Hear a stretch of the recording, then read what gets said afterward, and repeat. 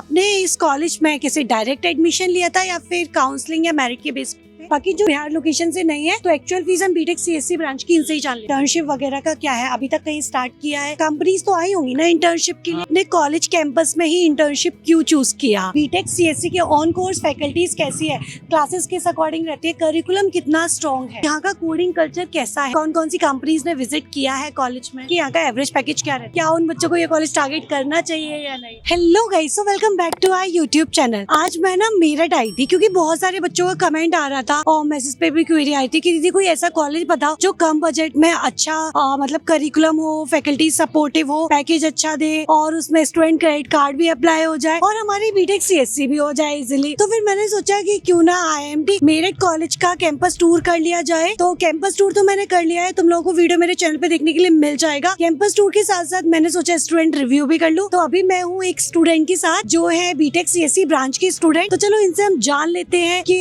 इन्होंने इस कॉलेज में एडमिशन कैसे लिया एंड किस लोकेशन से एंड क्या क्या अपॉर्चुनिटीज है इस कॉलेज में। ईच एंड एवरीथिंग हम ऑनेस्ट रिव्यू इन्हीं से कर लेते हैं। तो फर्स्ट ऑफ ऑल मैं आपका नेम जानना चाहूंगी। मेरा नाम अंश यादव है, मैं फिरोजाबाद से हूँ। ओके, एंड आप बीटेक कर रहे हैं अभी, तो कौन से ईयर में आप? मैं 4th ईयर में हूँ। 4th ईयर में हो। ओके, आपने इस कॉलेज में किसी डायरेक्ट एडमिशन लिया था या फिर काउंसलिंग या मेरिट के बेस पे? मैंने डायरेक्टली लिया था। मेरा जेईई मेंस में 81 परसेंटाइल था, बट मेरा कहीं हुआ नहीं, तो मुझे सीएससी ब्रांच चाहिए थी। तो फिर मैंने आईएमटी यूनिवर्सिटी प्रेफर किया अपने उसके लिए। जैसे आपने बताया कि आपका 81 था, है ना? तो फिर आपको मतलब जीएल बजाज, गलगोटिया, जेएसएस ये टॉप कॉलेजेस तो नहीं मिलते, लोअर कॉलेजेस मिल जाते हैं एकेटीयू अप्रूव के, जैसे आपका एमआईएमटी हो गया या फिर जेएनआईओटी हो गया और एक आईआईएमटी ग्रेटर नोएडा भी है। तो फिर आपने ग्रेटर नोएडा ना चूज किया, आईआईएमटी मेरठ क्यों चूज किया? इसके 2-3 केसेस हैं। पहला तो फीस ही है कि बजट फ्रेंडली है। दूसरा इसका यह एनवायरनमेंट ठीक था और स्टडी से रिलेटेड बहुत सी चीज़ें अच्छी हैं इस कॉलेज में। हमारे टीचर्स हैं, फैकल्टीज़ बहुत फ्रेंडली सपोर्टिव करते हैं, हमें हर चीज़ में सपोर्ट देते हैं। कोडिंग एनवायरनमेंट भी ठीक है इसका और भी बहुत सी चीज़ें। ओके, तो फिर देखो मतलब इस कॉलेज में ना 2 टाइप की फीस है। अगर मैं बिहार स्टूडेंट क्रेडिट कार्ड वाले बच्चों के लिए बात करूँ तो उनकी जो है वो कुछ डिफरेंट है और जो non Bihar student credit card वाले हैं उनकी कुछ डिफरेंट है। तो बिहार स्टूडेंट क्रेडिट कार्ड वाले के लिए आप मुझे व्हाट्सएप पे कनेक्ट कर लेना। बाकी जो बिहार लोकेशन से नहीं है तो एक्चुअल फीस हम बीटेक सीएससी ब्रांच की इनसे ही जान लेते हैं। अभी इस मैं तो 4 साल हो गए मुझे यहाँ, बट इस टाइम की फीस है 1 लाख कुछ करके शायद 54,000 रुपीज़ है। बट मैं जिस टाइम आया था उस टाइम 1,30,000 थी। तो मतलब हम 5 to 6 लाख मान के चले इस कॉलेज की बीटेक सीएससी की फीस पर ईयर, मतलब 4 ईयर्स के लिए। ओके ओके, तो आपने कोई स्पेशलाइजेशन चूज किया है या फिर बीटेक सीएससी कोर में? नहीं, सीएससी कोर में ही हूँ मैं। तो जैसे आपने बताया कि आप 4th ईयर में हो, तो फिर आपके सीनियर्स भी होंगे जिनका प्लेसमेंट लग गया होगा और आपने अपनी इंटर्नशिप वगैरह का क्या है, अभी तक कहीं स्टार्ट किया है या नहीं? हाँ, आईएमटी इंक्यूबेटर सेल में मैं नीचे ही इंटर्नशिप कर रहा हूँ और क्या कहते हैं हमारे सीनियर्स के प्लेस्ड हुए हैं, बहुत अच्छे अच्छे पैकेज भी लिए हैं उन लोगों ने यहाँ से। और मैं जहाँ तक जानता हूँ, मैं इतना सीनियर से इतना इंटरेक्शन नहीं था, बट जो भी मेरे 2-3 सीनियर्स थे उनके प्लेसमेंट हुए हैं। किसी का 6 to above गया है, किसी का 9 भी गया है, ऐसे।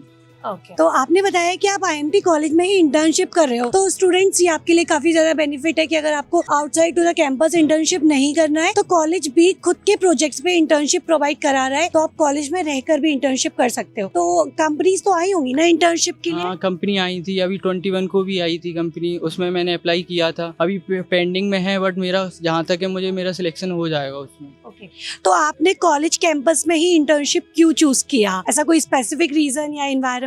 क्योंकि मेरे पास मेरा खुद का प्रोजेक्ट था, मैंने अपने सर को दिखाया, सर ने कहा कि चलो यहीं से करवाते हैं। उन्होंने बहुत सपोर्ट किया, जैसे हमारे वैभव सर हैं वो इन चीज़ों में बहुत सपोर्ट कर रहे हैं, जैसे अपना बच्चा खुद प्रोजेक्ट लॉन्च कर सकता है और भी चीज़ें हैं उसमें। ये तो काफ़ी अच्छा है कि मतलब यहाँ की आपके ने बताया जो सीईओ है वैभव शर्मा, राइट? तो वो काफ़ी सपोर्टिव है, उन्होंने आपको अपॉर्चुनिटी दी कि आप अपने प्रोजेक्ट पे कॉलेज में रह के वर्क कर पाओ। तो उनका तो अगर चलो मैं मान के चलो एक डिफरेंट पार्ट है। बाकी आपकी बीटेक सीएससी के ऑन कोर्स फैकल्टीज कैसी है, क्लासेस किस अकॉर्डिंग रहती है, करिकुलम कितना स्ट्रॉन्ग है?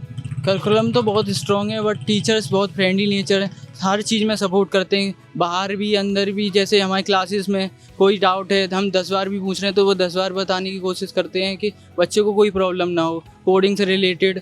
और ज़्यादा से ज़्यादा प्रैक्टिकल बेस्ड पे रहते हैं सारे टीचर्स की, जितनी भी कोडिंग है या जितने भी प्रोजेक्ट हैं उनको प्रैक्टिकली कराने की कोशिश करते हैं हर चीज़ को।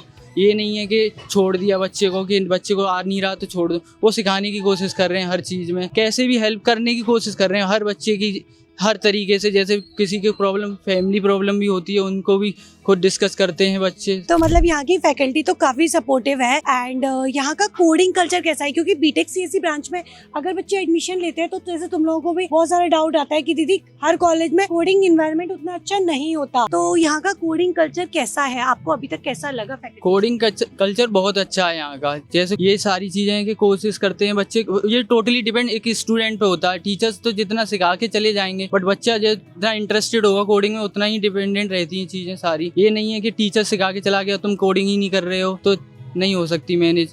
ये है कि टीचर ने सिखाया, उसको खुद से एनालाइज की, खुद से चीजें कोडिंग की, और सारी चीजें वो टोटली डिपेंड एक स्टूडेंट पे ही होता है। और फिर कोडिंग चीज़ ही ऐसी है जो स्टूडेंट की जो सीखेगा वो खुद ही कर पाएगा, ये टीचर डिपेंडेंट चीज़ ही नहीं है। राइट, ये बात तो फैक्ट है कि अगर कोडिंग आप फैकल्टी पे डिपेंडेंट हो तो आप नहीं कर पाओगे, टू बी वेरी फ्रैंक, क्योंकि कोडिंग मांगती है प्रैक्टिस, और कोई भी टीचर, कोई भी फैकल्टी आपको स्पून फीडिंग नहीं कराएगा, तो इसके लिए आपको खुद ही एक्टिव रहना होगा। बाकी जैसे IIMT एक ग्रेटर नोएडा भी है और एक मेरठ है, तो मेरठ में बच्चों का ये रहता है कि मेरठ में ना कंपनीज बहुत कम आती है, क्योंकि मेरठ थोड़ा आउटर में पड़ जाता है, और ग्रेटर नोएडा में अगर कॉलेज ले रहे हैं तो वहाँ कंपनीज ज्यादा आएंगी, क्योंकि वहाँ पे आपका पता है IT हब है नियर बाई, तो कंपनीज। तो क्या ये सच है कि यहाँ पे कंपनीज नहीं आती है उस अकॉर्डिंग? नहीं, ऐसा कोई सच नहीं है, बट ये ऐसा है दोनों प्लेसमेंट सेल एक ही काम करते हैं। जैसे यहाँ का बच्चा वहाँ जाके बैठ के अपना प्लेसमेंट करवा सकता है और वहाँ का बच्चा यहाँ आके भी अपना प्लेसमेंट ले सकता है। ऐसा कोई नहीं सीन है कि यहाँ की प्लेसमेंट सेल ज़्यादा अच्छी है और वहाँ की ज़्यादा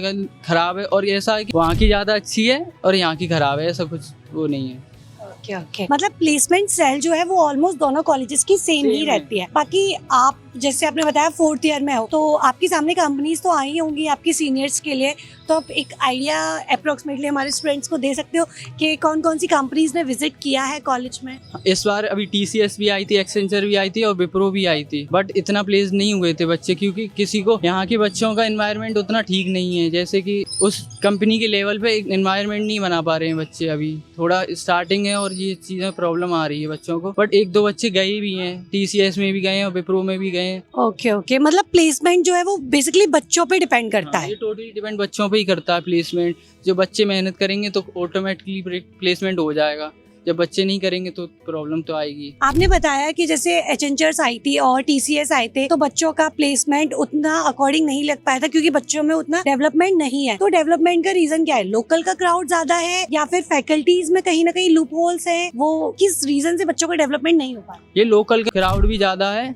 और क्या कहते हैं, थोड़ा फैकल्टीज में भी प्रॉब्लम है, इन्फॉर्मेशन नहीं देते हैं चीज़ों से, प्लेसमेंट से रिलेटेड। बच्चे को खुद ही इन्फॉर्मेशन गेन करनी पड़ेगी, जाके प्लेसमेंट सेल से कि चीज़ें पता करनी पड़ेंगी कि कौन सी कंपनी आ रही है। ऐसा नहीं है, टीचर्स नहीं बताते हैं कि किसी चीज़ों के कि आज ये कंपनी आई है कॉलेज में या ये चीज़ ड्राइव आए, कुछ ऐसा कुछ नहीं चल रहा। ओके, और अगर बच्चा किसी टीचर से ऑन पर्सनल बेस पे कनेक्ट हो जाता है तो टीचर्स वगैरह उसको सपोर्ट कर देते होंगे, कंपनीज वगैरह? हाँ, टीचर्स बहुत सपोर्ट करते हैं। जैसे कि आज मैं 2 दिन पहले ही गया था अपने उसमें सेल में, प्लेसमेंट सेल में, तो सर ने बताया कि ये चीज़ें हैं, ये कंपनियाँ बहुत सपोर्ट कर रहे थे, बोल रहे थे कि स्पेशली अपना नाम लिख के दे जाओ, मैं करवा दूंगा, और भी चीज़ें थी। ओके, मतलब आपको एक्टिव होना होगा तभी फैकल्टी आपको सपोर्ट कर पाएगी, अदरवाइज तो देखो यार स्पून फीडिंग तो नहीं कराएगा कोई भी। तो गाइस ये सारी बातें तो हो गई हमारी कॉलेज के बारे में, फैकल्टी के बारे में।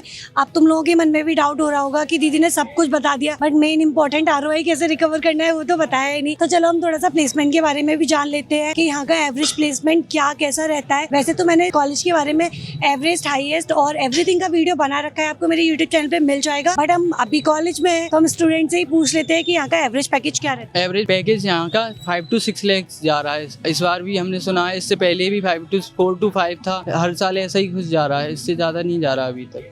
अच्छा, मतलब ये धीमे धीमे ग्रो कर रहा है, इसका ग्राफ इंक्रीज हो रहा है, मतलब इंक्रीज हो रहा है ग्राफ ईयर टू ईयर। तो मतलब धीमे धीमे ये काफी अच्छा परफॉर्म भी कर रहे हैं और इनका ग्राफ भी इंक्रीज हो रहा है ईयर टू ईयर पे, जैसे भैया ने बताया आपको। तो अब मेरी ऑडियंस और मेरे स्टूडेंट्स के लिए क्वेश्चन है कि जैसे तुम इस कॉलेज के स्टूडेंट हो और तुम्हारे ऑलमोस्ट 4 ईयर कंप्लीट हो गए हैं, और अगर कल को तुम्हारा कोई जूनियर या तुम्हारा कोई भाई या तुम्हारा कोई रिलेटिव तुमसे पूछता है कि क्या भैया मुझे इस कॉलेज में एडमिशन लेना चाहिए, ठीक है, बीइंग अ ब्रदर तुम हम मेरी ऑडियंस को और बच्चों को सजेस्ट करो कि क्या उन बच्चों को ये कॉलेज टारगेट करना चाहिए या नहीं? जब मैं फर्स्ट ईयर में आया था, तब मैं सेकंड ईयर में आने वाला था, तो मैंने अपने एक छोटे भाई को पहले से ही करवाया था एडमिशन। और इस साल भी मेरा एक कजिन है, वो भी कर रहा है इसी साल बीटेक CSC AIML से करवाया है मैंने उसका एडमिशन। ओके, मतलब तुम बच्चों को रेफर कर रहे हो? कर रहा हूँ मैं।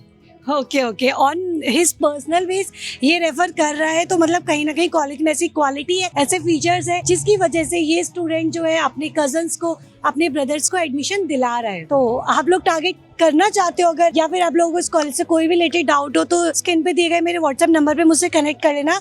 बाकी इनका भी लिंक मैं आपको व्हाट्सएप लिंक और लिंक्डइन लिंक जो है डिस्क्रिप्शन बॉक्स में दे दूंगी, तो आप इनसे भी कनेक्ट कर सकते हो। एंड मेरा एक लास्ट क्वेश्चन ये है कि मैंने सुना था कि इस कॉलेज में 100+ कोर्सेज हैं, राइट?